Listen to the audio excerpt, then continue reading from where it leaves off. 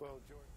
All right, well, we are going to temporarily break away from network coverage for a few moments so we can talk to you about the impact of this breaking news here in Central Texas. Yeah, that's right. Nancy Pelosi and Paul Ryan talking in the Capitol today about unity, not with just one party, but their family there. Now, we're also learning more about one of the shooting victims here.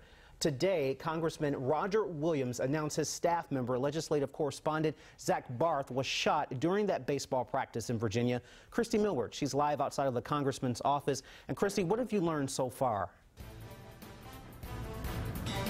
Well, Brandon, as you know, this is a developing situation, changing by the minute. Now, Congressman Roger Williams' office is just down this hall, and his staff tells us the congressman was not shot, but like you said, one of his staffers who went to UT was. Now, the congressman tweeted out the name of that staffer, like you just said a little bit ago, saying, "I now can confirm that Zach Barth, who is a legislative correspondent in my office, was shot this morning at a baseball practice. He's receiving medical attention, but is doing well and is expected to make a full recovery." He goes on to say, "We ask that you please respect the privacy of him and his family during this difficult time." Now, we've also learned that Barth is a UT alum graduating in May 2015 with a bachelor's in government. The university tells us the 24-year-old graduated magna cum laude.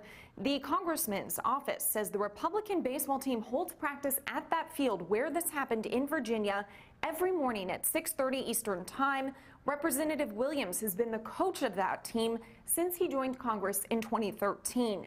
Now, his office tells us Williams may make a statement on today's events later this afternoon. Now, KVUE has been checking in with all of our congressmen from Texas.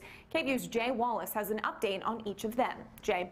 Yeah, that's right, Christy. I've reached out to the representatives from our area this morning. Mike Conaway, who represents parts of the Hill Country, was at the practice today, but his representative tells us he was not injured and is okay. Other representatives who were not there took to Twitter to offer their thoughts and support. I wanted to give you a look at some of those. Michael McCall of Austin asked for others to join him in prayer for those injured in the shooting. Representative Bill Flores mentions he is on the team but was not at the field this morning. And Representative Blake Farenthold released a statement saying, quote, that someone would target members of Congress and their staff in this setting is horrifying. Other representatives from our area worth mentioning, Lloyd Doggett, Lamar Smith, and John Carter, all were not at the practice this morning. There were a total of 5 people taken to the hospital after the shooting this morning during a congressional baseball practice. And to provide some context to where this shooting took place, Eugene Simpson Stadium Park. It is considered a safe neighborhood where people walk around outside until late at night. The field serves as a community hub with games and activities at all hours. In the newsroom, Jay Wallace, KVUE News. Thank you so much, Jay. And we just got a statement from the University of Texas about Zach Barth, right? That's right. So it reads, the UT community's hearts go out to Zachary Barth, a UT Austin alumnus and staffer from Congressman Roger Williams, who was injured in this morning's congressional baseball shooting.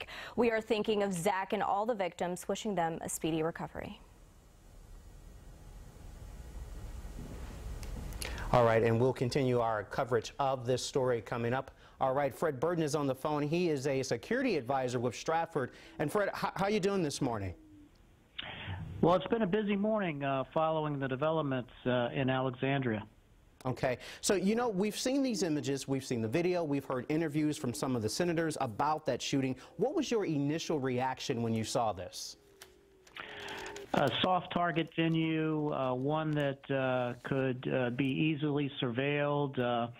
That's the real question in my mind. How long had the shooter had this plan in the works? And it's been my experience from investigating similar events like this that there's always other targets that individuals look at. So that's one of the intelligence gaps here. Perhaps there were other venues that he considered, but chose this one today. You know, earlier this morning you tweeted that a lot of lessons need to be learned here. What do we need to know about security measures now concerning these reps, especially when they're out in places like a baseball field? Well, some of the things that I would be asking behind the doors there, for example, with the U.S. Capitol Police, would be, was notifications made to the Alexandria Police Department that this practice was underway? Was a request for uniform patrol coverage placed? If not, why? Looking at, from a threat assessment perspective, I would want to know, did we do a threat assessment for this venue? Because those are the kinds of hard questions that, from a lessons learned perspective, the police and protection agents inside the Beltway need to figure out. Mm-hmm. You know, police are still, and FBI are still gathering information right now at this hour. Fred, kind of walk us through that process of what they're looking for right now. Right now, they'll be reconstructing the shooter's life, trying to look at his history. I understand he has an extensive criminal past to include several previous arrests. They'll be looking at any other tripwires, messaging that he telegraphed to indicate that he was planning to do something. They'll be deep diving into his social media accounts. He did have a Facebook page, which he was pretty active on, and a Twitter page as well. So those will also be evaluated from just a forensic perspective.